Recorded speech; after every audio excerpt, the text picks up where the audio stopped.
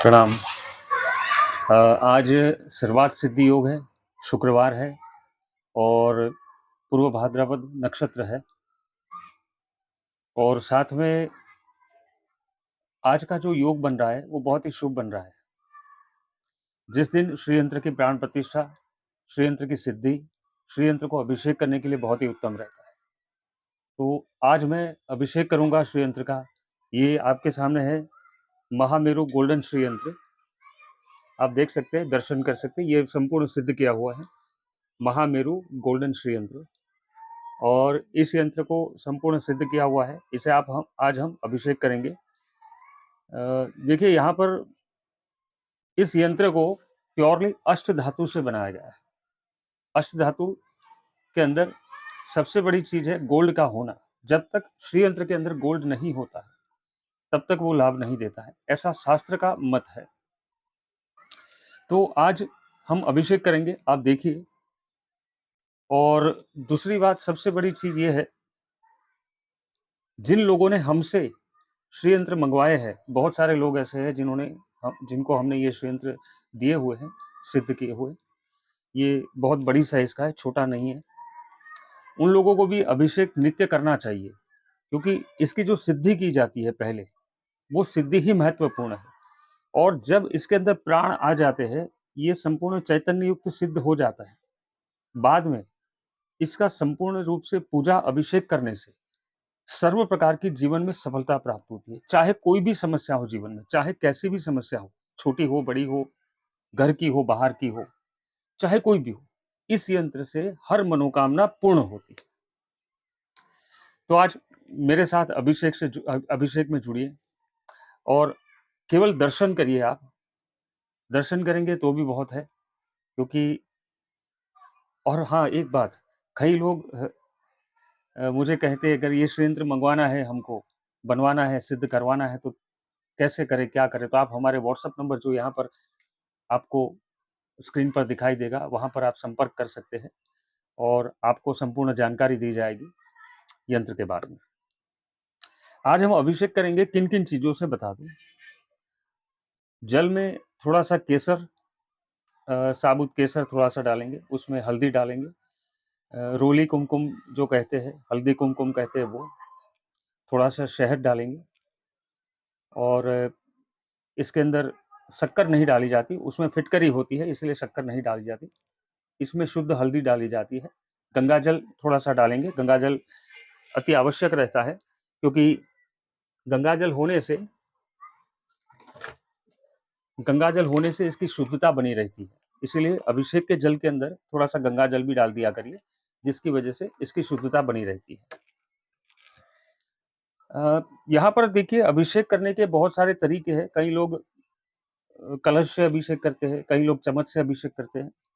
मैं हमेशा दक्षिणावर्ती शंख, आप देख सकते हैं इसके अंदर दक्षिणावर्ती शंख जिसे कहते हैं, उससे अभिषेक करना बहुत ही शुभ माना गया है।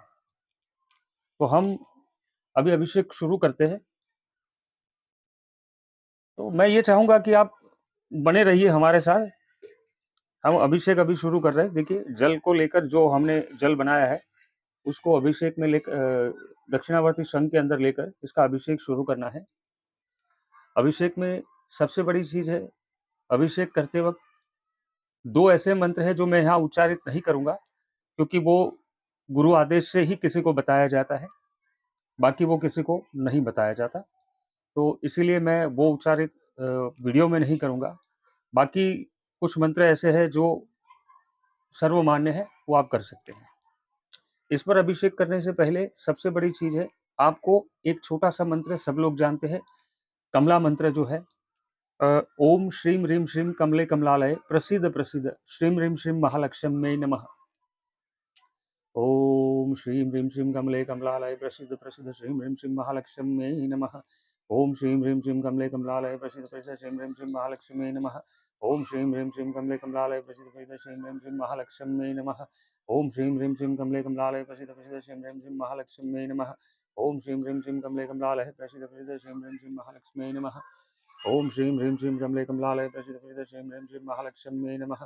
ओम श्रीं ह्रीं श्रीं कमले कमलालय प्रसीद प्रसीद श्रीं ह्रीं श्रीं महालक्ष्म्यै नमः। ओम श्रीं ह्रीं श्रीं कमले कमलालय प्रसीद प्रसीद श्रीं ह्रीं श्रीं महालक्ष्म्यै नमः। ओम श्रीं ह्रीं श्रीं कमले कमलालय प्रसीद प्रसीद श्रीं ह्रीं श्रीं महालक्ष्म्यै नमः। अभी जो गुरु मार्ग से हमें जो मंत्र मिला है, उस मंत्र का अभिषेक मैं करूँगा। वो बहुत ही ज़रूरी होता है, हमें करना पड़ता है, अन्यथा इस यंत्र की जो पूजा है या फिर जो अभिषेक है, उसका पूर्ण लाभ नहीं मिलता है।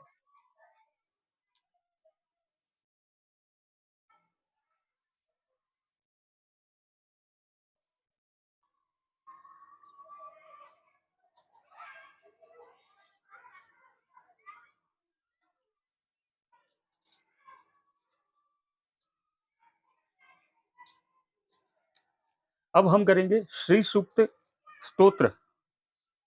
शायद सभी लोग जानते हैं श्री सूक्त स्तोत्र पाठ। श्री सूक्त स्तोत्र से अभिषेक करना है। जो लोग नहीं जानते वो पहले कंठस्थ कर लीजिए, श्री सूक्त स्तोत्र को कंठस्थ कर लीजिए, बहुत ही जरूरी है। ओम हिरण्यवर्णां हरिणीं सुवर्णरजतस्रजां चंद्रां हिरण्मयी लक्ष्मीं जातवेदो आवह। ओम ताम आवह जातवेदो लक्ष्मीमनपगामिनीं यस्या हिरण्यं विन्देयं गामस्वं पुरुषानहम्। ओम अश्वं पुरां रथमद्यां हस्तिनाद प्रबोधिनीं श्रियं देवीमुपहवये श्रीमार्देवी च सुधाम्। ओम काशोस्मितां हिरण्यप्रकारामार्द्रां ज्वलन्तीं तृप्तां तर्पयन्तीं पद्मसिता पद्मवर्णा तामिहो भवे श्रियम्। ओम चंद्रां प्रभासां यशसा ज्वलन्तीं श्रियं लोके देवजुष्टामुदारां तां पद्मिनीं शरणमहं प्रपदे लक्ष्मीर्विनश्यता त्वामुने। आदित्यवर्णे तपसोऽधिजातो वनस्पतिस्तव वृक्षोऽथ बिल्व तस्य फलानि तपसानुदन्तु मायान्तरायाक्ष बाह्या लक्ष्मी।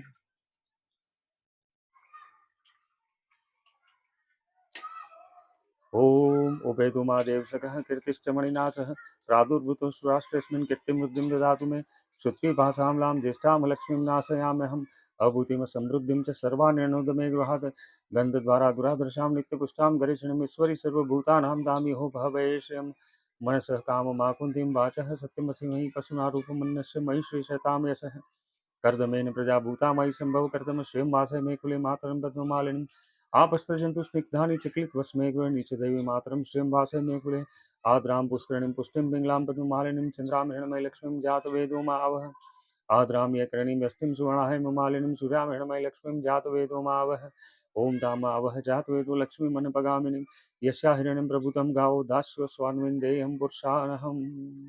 ॐ यः शुचिप्रयतो भूत्वा जुहुयादाजमनवहं सुक्तं पंचदशर्चं च श्रीकाम सततं जपे। हमने श्री सुख से अभिषेक किया है अभी इसके ऊपर। हर रोज 16 बार, हालांकि ये चीज मैं करता हूँ, हर रोज 16 बार अभिषेक करता हूँ। 16 पाठ का अभिषेक करना चाहिए, ये पाठ 16 बार बोलना चाहिए और अभिषेक करना चाहिए, तभी जाके इसका उत्तम फल मिलता है। तो हमें 16 पाठ करने चाहिए। फिर बाद में जो गुरु द्वारा दिया हुआ जो मंत्र है, वो मंत्र से अभिषेक करना चाहिए।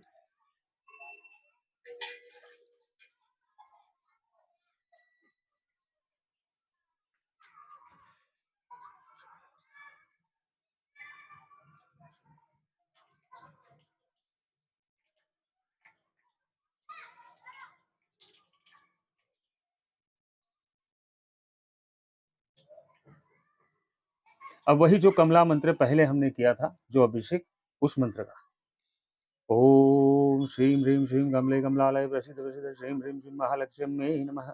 ओम श्रीं ह्रीं श्रीं कमले कमलालय प्रसीद प्रसीद श्रीं ह्रीं श्रीं महालक्ष्म्यै नमः। ओम श्रीं ह्रीं श्रीं कमले कमलालय प्रसीद प्रसीद श्रीं ह्रीं श्रीं महालक्ष्म्यै नमः। ओम श्रीं ह्रीं श्रीं कमले कमलालय प्रसीद प्रसीद श्रीं ह्रीं श्रीं महालक्ष्म्यै नमः। ओम श्रीं ह्रीं श्रीं कमले कमलालय प्रसीद प्रसीद श्रीं ह्रीं श्रीं महालक्ष्म्यै नमः। ओम श्रीं ह्रीं श्रीं कमले कमलालय प्रसीद प्रसीद श्रीं ह्रीं श्रीं महालक्ष्म्यै नमः। ओम श्रीं ह्रीं श्रीं कमले कमलालय प्रसीद प्रसीद श्रीं ह्रीं श्रीं महालक्ष्म्यै नमः। ओम श्रीं ह्रीं श्रीं कमले कमलालय प्रसीद प्रसीद श्रीं ह्रीं श्रीं महालक्ष्म्यै नमः। ओम श्रीं ह्रीं श्रीं कमले कमलालय प्रसीद प्रसीद श्रीं ह्रीं श्रीं महालक्ष्म्यै नमः।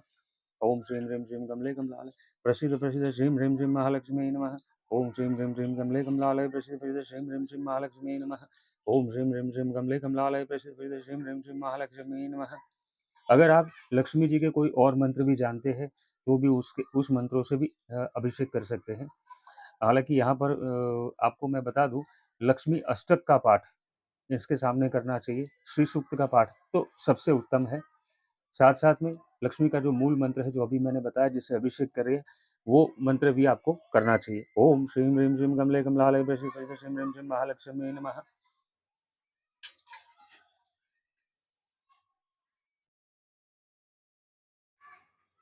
अभिषेक जब हम किसी इन द्रव्यों से कर लेते हैं, उसके बाद हमें शुद्ध जल का उपयोग भी करना चाहिए, शुद्ध जल से भी अभिषेक करना चाहिए। ओम महालक्ष्मी नमः। ओम श्रीं ह्रीं क्लीं श्रीं महालक्ष्मी नमः। ओम ह्रीं श्रीं महालक्ष्मी नमः। ओम श्रीं ह्रीं श्रीं कमले कमलालय प्रसीद श्रीं ह्रीं श्रीं महालक्ष्मी नमः। ओम श्रीं ह्रीं श्रीं कमले कमलालय प्रसीद श्रीं ह्रीं श्रीं महालक्ष्मी नमः। ओम श्रीं ह्रीं श्रीं कमले कमलालय प्रसीद श्रीं ह्रीं श्रीं महालक्ष्मी नमः। ओम श्रीं ह्रीं श्रीं कमले कमलालय प्रसीद श्रीं ह्रीं श्रीं महालक्ष्मी नमः। ओम श्रीं ह्रीं श्रीं कमले कमलालय प्रसीद श्रीं ह्रीं श्रीं महालक्ष्मी नमः। इस प्रकार जल से भी अभिषेक करना चाहिए। जल से अभिषेक करने के बाद यंत्र को साफ वस्त्र से इसको पोंछ लेना है हमें, यंत्र को।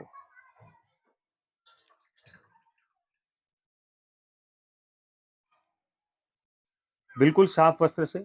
ध्यान रखिएगा, इसको स्पंज की तरह करना है, उस पर ज़्यादा दबाव नहीं डालना है, घिसना नहीं है इसको, बहुत ही ध्यान रखिए। ज़्यादा दबाव नहीं डालना है, स्पंज करना है, नॉर्मल स्पंज करना है यंत्र को। यंत्र को एक अच्छी तरह इस प्रकार पोंछ लेना है। देखिए, ये सिद्ध होने के बाद इसके अंदर एक अलग से प्राण होता है, अलग सी ऊर्जा होती है। और ऊर्जा, समझ लीजिए कि इंसान के अंदर जो प्राण होते हैं, उसी प्रकार इसके अंदर प्राण होते हैं। माता महालक्ष्मी श्री यंत्र की अधिष्ठात्री देवी माना जाता है कि देवी ललितांबा जो है, त्रिपुर सुंदरी ललितांबा जो है, उनका वास रहता है इसके अंदर।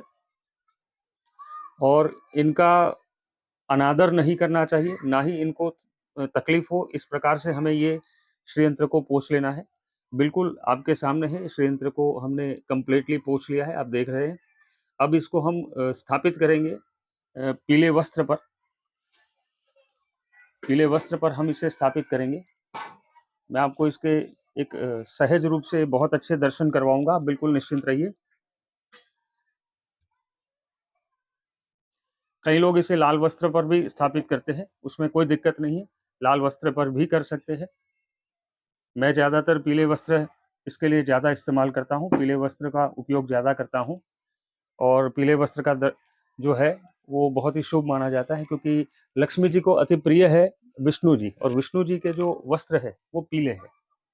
तो पीले वस्त्रों का उपयोग करना मैं बहुत ही शुभ मानता हूँ। आप देख सकते हैं यंत्र को हमने पीले वस्त्र पे जो स्थापित किया हुआ है, इस प्रकार यंत्र को संपूर्ण रूप से स्थापित कर दिया है। अब इस पर क्या करना है वो मैं आपको बताता हूँ।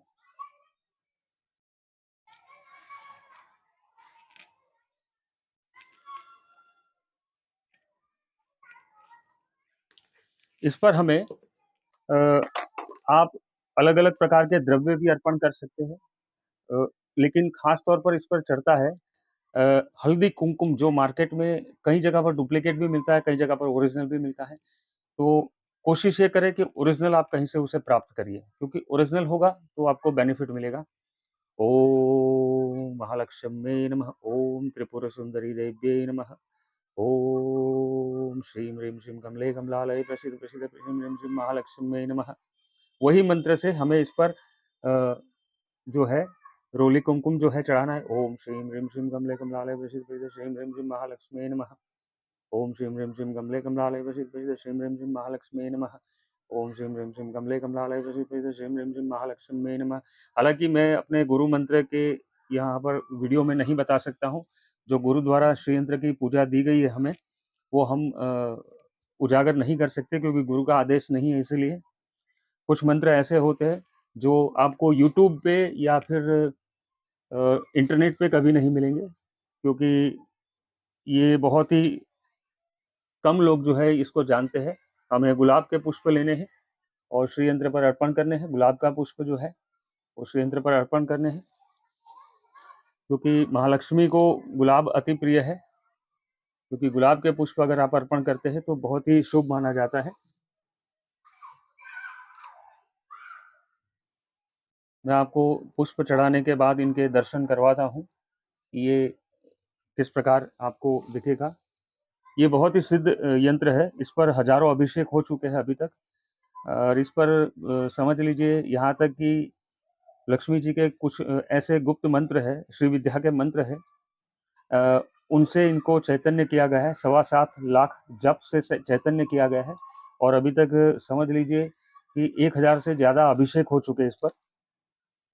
तो जितना ज़्यादा इसका पूजन अर्चन होता है, जितना ज़्यादा इसकी आराधना होती है, उतना ही ये मजबूत और पावरफुल होता जाता है। कहते हैं श्री यंत्र अगर सिद्ध हुआ है आपके पास, तो ये कभी आपको तकलीफ होने नहीं देगा। ये हमेशा आपको सुख समृद्धि प्रदान करता है।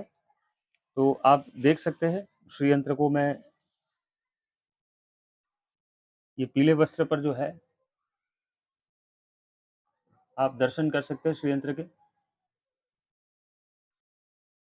ये श्री यंत्र स्वयं सिद्ध है, बहुत ही शुभ ऊर्जा है इसकी, और इसकी ऊर्जा से समझ लीजिए श्री चक्र जीवन के सभी समस्याओं को समाप्त करता है, शांत करता है। चाहे कैसी भी समस्या हो, कैसी भी दुविधा हो, इसको श्री चक्र शांत कर देता है।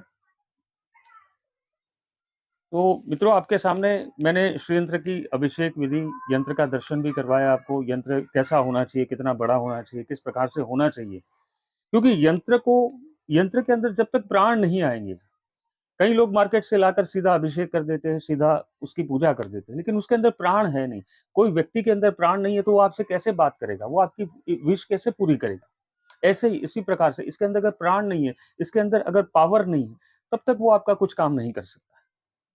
सबसे बड़ी चीज़ यही होती है, जब तक ये जनरेटर की तरह, बैटरी की तरह तैयार ना हो जाए, प्रॉपर लेवल पर इसके जो पावर है, वो हो नहीं, इसके अंदर ना हो, तो रिज़ल्ट नहीं मिलता है।